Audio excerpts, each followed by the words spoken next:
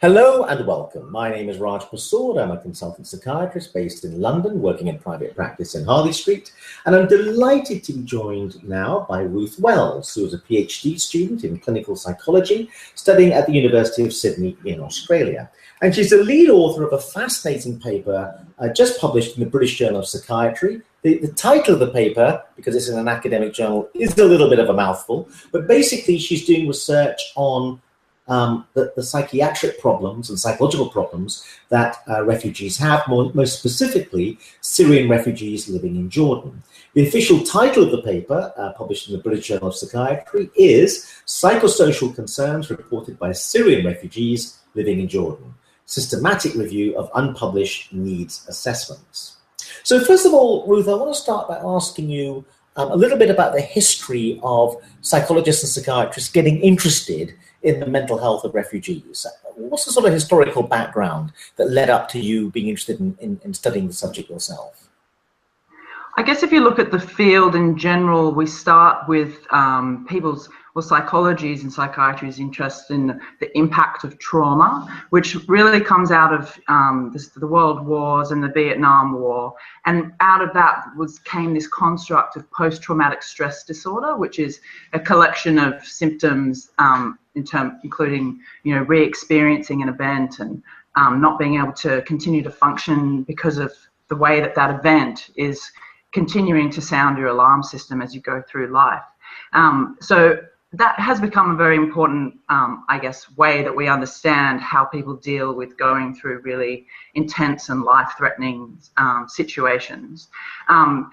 In terms of how that impacts on refugees, I guess in recent times there's been a bit of a debate between psychiatry's focus on this very specific disorder, which really only impacts a small section of any population, even those such as refugees, a large number of whom have been exposed to potentially traumatic situations, and trying to understand what are the broader psychosocial implications of not only being exposed to conflict, but also living in displacement. So what does that mean in terms of people's day-to-day lives, loss of access to social networks, to the ability to work and so on. And what we find is that a lot of people report that it's actually these day-to-day stresses which have a much greater impact on people's mental health and actually on a much broader range of psychological issues. So feeling sad or depressed, or problems with anger and interpersonal relationship problems, which might lead on to issues of family and community violence and so on. And that actually for the vast majority of people who experience psychological problems following displacement and war, that this is actually sort of what we need to address if we're going to help the largest number of people.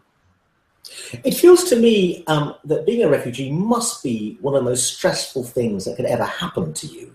Could you say something about that and the kind of predicaments and problems that they face, so that in a way it's kind of an ultimate test of your mental health?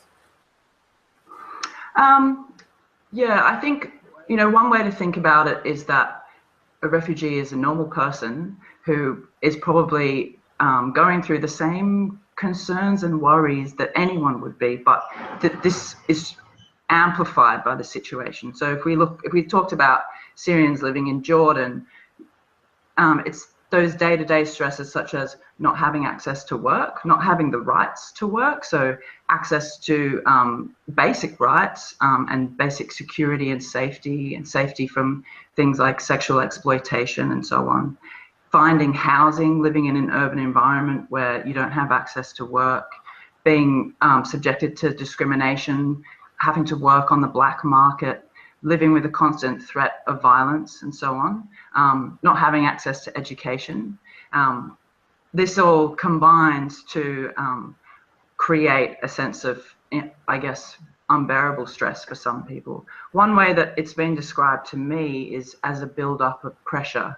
So all of these things combine together to create almost a feeling that your body is completely overwhelmed by pressure, or filled up, perhaps even all the way up to your eyeballs, or maybe it leads to a feeling like your head is going to explode because it's just so many day-to-day things which combine to make it difficult. And then in addition to that, if people have experienced very upsetting or horrific things, then their ability to recover from those experiences is undermined by living in a situation of continued insecurity.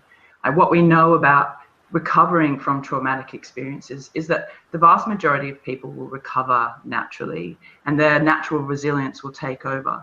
But what's required for that is to be in a situation in which safety can be restored, so that the mind and body can learn, I'm safe now, I can readjust and go on. And that's undermined by living as a refugee. What about your own personal interest in this subject? How did you get personally interested? And I understand that you visited the Middle East yourself. Yeah, I visited, I think 4 or 5 times to, I went to Syria in 2011 actually, and I just went for a few weeks, and I left 2 weeks before the crisis began, and then came home to Australia and watched it all unfold.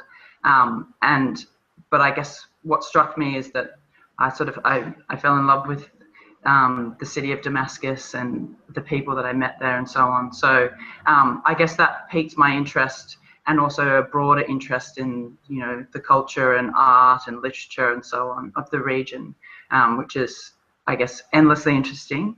I'm also studying a clinical psychology degree, so I'm learning to be a therapist and doing a research PhD.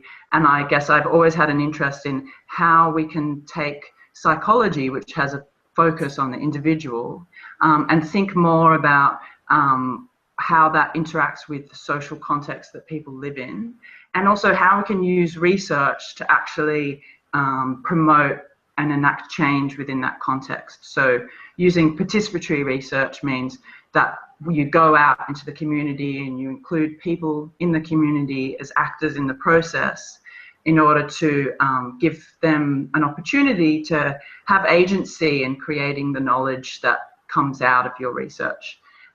So the work that I've been doing for the last few years is going to Jordan and working with psychosocial actors there. So a lot of Syrians themselves who are psychologists and psychiatrists and social workers and teachers, as well as local Jordanians who've been working to try and support the psychosocial needs of Syrians in the community, trying to understand what are the ways that people in the community describe and think about distress, and how can we support those local members to support the needs of Syrians in the community. So as we've been doing some training with local psychologists in evidence-based therapies, such as cognitive behavioural therapy, but trying to work together with them to adapt the therapy so that they're actually culturally relevant for Syrians, and to make sure that we design the services in a way that it's easy for them to access. You have actually visited refugee camps, I believe. Tell us a little bit about what that's like. I haven't visited the camps in Jordan. I have visited a camp in Kurdistan, and I found it very interesting. I think one of the things that struck me the most was that, you know, as we were saying before, within any group, there will be some people who are affected by their experiences in a way that they need help, but then there'll always be others within the community who show remarkable resilience. So I had the privilege to meet some of the musicians in this camp, because I'm a musician myself, and these people had become, I guess, leaders within the community. So they were doing music programs with teenagers, teaching them about traditional Kurdish songs and so on. And I was just really struck by the range of the way that people respond, but that also there, in any situation, there are people within the community who will sort of take it as an opportunity to support others, and that perhaps for themselves this actually really helps them to deal with the situation. One of the things we know about what's really undermined by displacement is what we call loss of role. So perhaps before you were a teacher or a doctor or a university professor, or maybe you had another kind of job, but now you don't have access to work. So what do you do with your time, and what does that mean about you and your identity and how you can contribute to the world? So a lot of people will take the opportunity of displacement to find a new role, and to fill their time with doing something that contributes to the community as a whole. I suppose one of the particular difficulties of a refugee camp, the very nature of its transientness or temporariness, or intended temporariness, is that it creates a difficulty in carving out a new role. Mm-hmm. Yeah, I think one thing that is interesting about the country I know most about is Jordan. That yes, there are some very large refugee camps such as Za'atari camp, but actually the vast majority of people are living in the host community. And there are different challenges in those different contexts. So in some of the reports that are coming out of, for example, Za'atari camp, it can actually be protective to be in the camp because you've got access to services. You have it's ordered. There might be opportunities for you to go and work with some of the organisations doing volunteer work and so on. So in a sense, it's a more controlled environment. There's better access to education. Whereas for people living in the host community, they might end up being completely isolated. Often some people report fear of going outside at all, especially, if children don't have access to schooling and maybe they're living in a household that's headed by a female. There are concerns about going outside and whether or not people will be safe and so on. So that can actually lead to a much greater deal of social isolation. And the two different contexts, I guess, present different challenges. So the very fact you've done this paper leads me to believe, and I may be wrong about this, that there's a sense in which it's quite difficult to get at what the psychological or psychosocial concerns are of refugees, or what their needs are. Is there a sense in which it's somehow more difficult to get at that compared to other people, other communities? I don't know if it's necessarily more difficult to get at. I think that historically the focus of psychological research has been disorder specific. So trying to identify the prevalence of post-traumatic stress disorder and so on. An interesting meta-analysis in 2009 actually found that if you looked at all the papers that had looked at for this disorder, that the range in prevalence was from 0 to 99%. So yes, there are great methodological problems in trying to find prevalence of certain disorders within the community. But I think that it takes different kinds of methodologies to understand needs, because it just means going out and asking people. And that involves using qualitative methods, which is perhaps not as historically popular within the scientific fields. Even though, there's a lot that we can do, a lot of methods that we can use to ensure the rigor of the information that we get. But yeah, it really just involves going out and asking people. And I guess that's what's interesting about this paper, is that the humanitarian organizations working with refugees do this as part of their general practice, go out and interview people and find out about what their needs are so that they can address them. And so we thought, well, wouldn't it be interesting if we actually reported that information within the peer-reviewed literature? So what would you say are the main findings of your study? Mm-hmm. I guess the main issues that people are bringing up in terms of their needs fit into a pyramid structure, in that on this bottom level of the pyramid we have what we've called environmental stresses. So the predominant concerns are those things I've been talking about, so finance, having access to work and housing, and safety and security and interrupted education, and that this makes up the bulk of people's concerns. And obviously, as in any humanitarian situation, we need to make sure we address these concerns, and there's, I guess, often material concerns, before we start thinking about things like psychological services, because they're the necessary conditions for psychological health. The next level that we found on the pyramid is what we've called psychosocial impacts. So flowing on from those concerns are other processes, which I guess are psychological processes which come out of them. So, for example, loss of role, as I was talking about before, where people no longer have opportunities to work. So what do they do with their time? And also social isolation.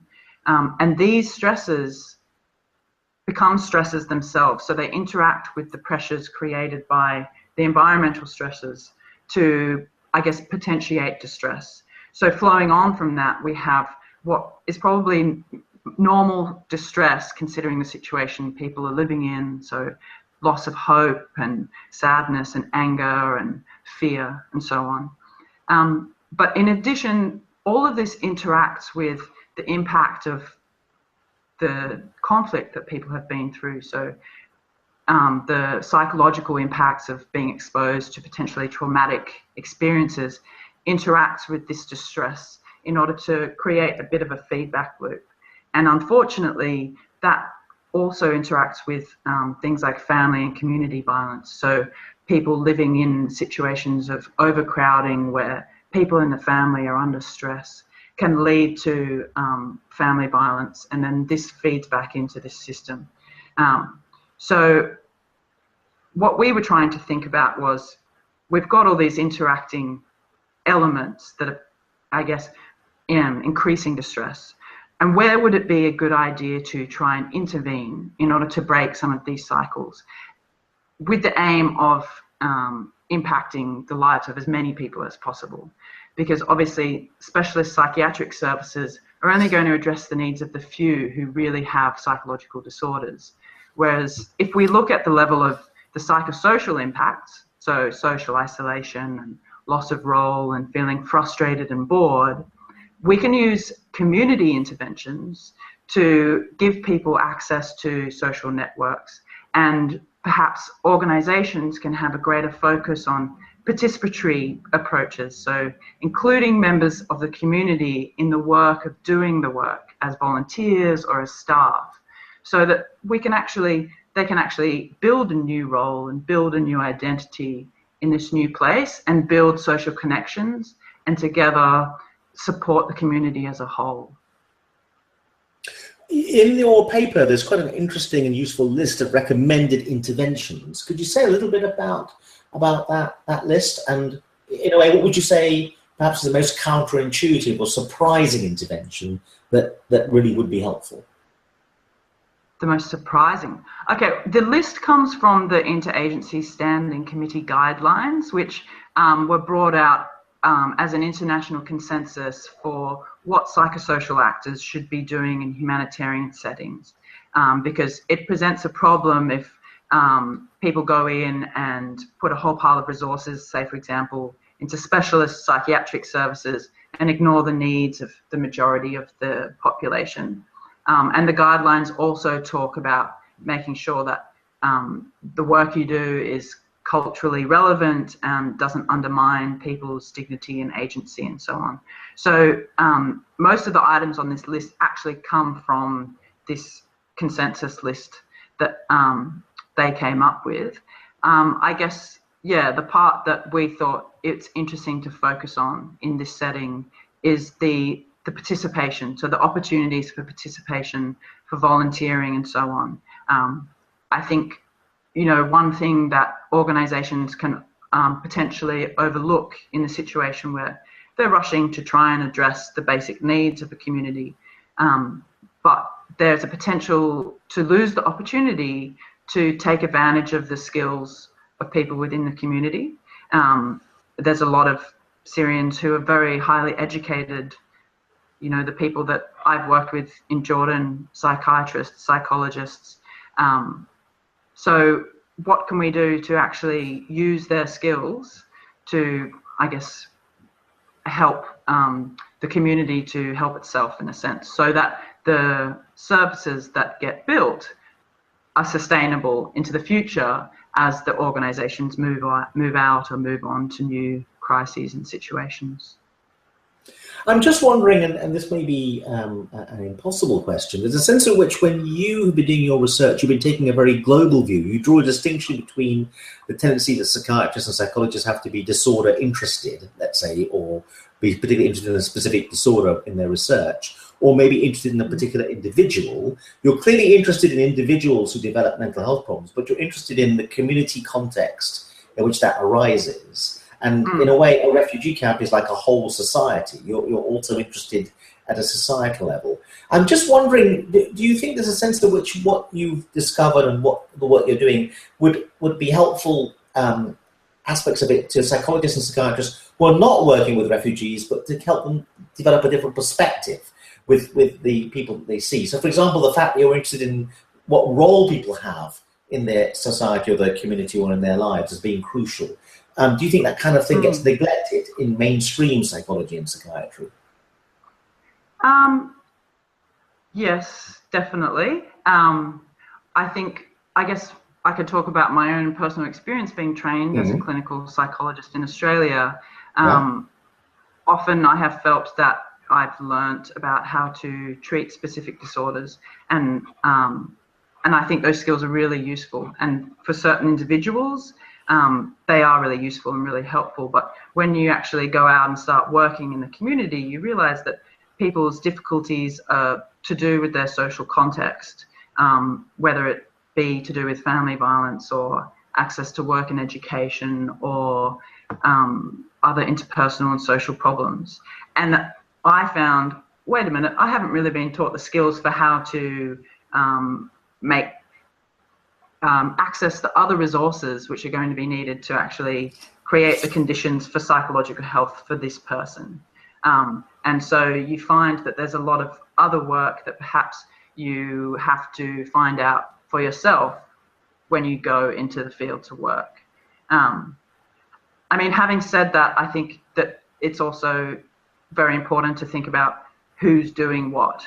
So I guess I've spoken a lot about the importance of making sure we address the needs of the community as a whole, but we still need specialists. And if you look at the situation of humanitarian crises as well, there are still people in the community, like in any community, who suffer from severe disorders like psychosis or intellectual disability or post-traumatic stress disorder, who do need that specialist, very focused individual intervention.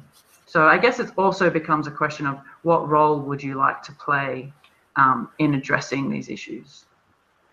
But that's, in a way, what I find so interesting about your paper, that when you look at this pyramid that you've got in the paper, you use lots of words like symptoms, distress, psychosocial impacts, environmental stressors. What's really interesting is how much is missing in terms of classic diagnoses, like post-traumatic stress disorder, which is what you mentioned at the beginning. In other words, it seems to me that you found that thinking about people in trouble, diagnosis and diagnoses aren't that useful. You just got to think about the fact that people are in trouble and what the causes of it are, etc., etc.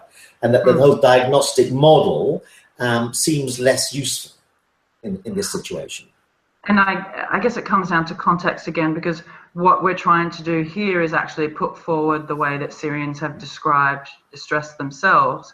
And historically within Syria, psychiatric services have not been widely available, and those diagnostic categories are not part of the way that people generally describe their distress. So I guess that's reflected in our findings. Part of the other work we've been doing is to try to look at, well, how do Syrians describe the distress that they're experiencing, with an aim to being able to use a similar language so that therapists can then come in and speak in terms that are going to be relevant to people, and also be able to understand the way that people are describing distress themselves. So one of the idioms, I guess, we talk about idioms of distress. So within any culture, the culture will have, perhaps metaphors or ways of describing things which might refer to specific collections of symptoms. One of those which has come out in our analyses has been this concept of pressure, of this build-up of pressure, and that that intersects with what we in psychology call somatic concerns, so that people might house the sensation of distress within their bodies. So with that build-up of pressure, that might connect to a feeling like my chest is tight and constricted, or my head is going to explode. And that those sorts of descriptions might be more useful to psychologists when they're talking to Syrians than talking to them about the construct of depression or PTSD, which is a Western defined construct, which doesn't necessarily translate. Another really important term which comes up is the term that we use to describe mental health. So when that's translated into Arabic, if it's translated as mental health, most people will associate that with severe disorders such as psychosis and things that are heavily stigmatized. And so if you present yourself as a mental health worker, people might not want to have anything to do with you. Whereas if you describe yourself as a psychosocial worker, so using this word nefsi, which refers to your breath and your being as a whole rather than your brain, people will be much more likely to feel that it's okay for them to talk to you because they're not going to be stigmatized, and also that perhaps you can talk in a more holistic sense about what people are experiencing. So one final question, which may be an impossible question. It's clear from your study and your research, which is very interesting, that you have a deep sympathy for the plight of refugees. Yet, generally speaking, and you may or may not agree with this, they're not a group of people that attract a lot of sympathy from a host nation or a host population. If anything, they seem to attract a lot of negativity. Yet, it's odd because people in distress or people who are upset or people with diagnoses, generally speaking, do attract sympathy. What are your thoughts about why refugees don't attract sympathy, and what could be done about that? And the fact you personally are sympathetic, it seems to me, and interested compared to maybe many other people. I think it's a very complicated issue, especially here in Australia. The discourse around asylum seekers and people having access to Australia is incredibly polarized. I think there are a lot of people here who are incredibly sympathetic, but the way that the discourse is co-opted within the media and by politicians turns people's focus towards fear. But I also think that a lot of people don't have awareness about just who these people are. So, for example, we had a very ridiculous situation a few weeks ago as part of our election campaign in Australia. And one of the ministers came out and started saying that refugees are going to come here and they're illiterate, they can't even read in their own language, and they're going to take our jobs. And the groundswell of reaction within the community to this statement, I was really surprised by, because Australia is actually built largely by refugees. So following the Second World War, many people from Europe came over here and brought their skills and actually built a lot of the infrastructure that we have here now. So all of these people started coming out of the woodwork and saying, actually, you know, my grandfather or my father or my mother was a refugee. When they came here, they couldn't speak English, but look at me, now I'm a minister in the government, or look at me, now I'm a presenter on the news. And so I think that there is a potential to perhaps turn the discussion away from this fear-based thing to what opportunities do we actually have from inviting these people into our community. I think that people do feel pity, but perhaps the situation seems so massive and so hopeless that people don't know what to do with their compassion, especially in a war like the Syrian conflict, which is dragging on and has displaced half the population of the country. I think people do feel sorry, but maybe they're not sure what to do with that. So it's easier to just continue these same discussions that we keep having that just aren't very helpful. So, given your very interesting answer, I'm going to pursue asking another impossible question. What's your advice on what people should do with their compassion? I agree with you that people often don't know what to do, but have you any thoughts about what they should do?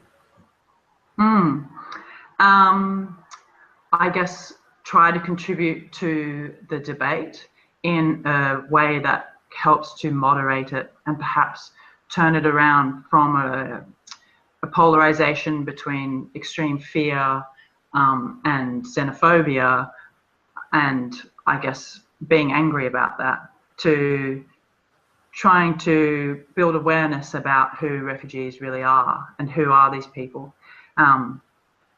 If people want to do practical things, you know, for example, I know in Australia in Sydney there are programs where you can sign up to have a dinner in your home, and you can invite your friends, and then you can invite a few new arrivals to Australia and try to help orient people to living in the new context. Because if you imagine leaving your country, going through the situation of making it all the way to somewhere like Australia, which is at the bottom of the world, it takes an amazing amount of resilience to do that. But then when you get here, how do you actually fit in and adjust, and how do you build social networks? And so people within the host community can do little things to try and help people make those adjustments. Great. Well, Ruth Wells, thank you very much indeed. It's a great pleasure, Raj. Great to talk to you.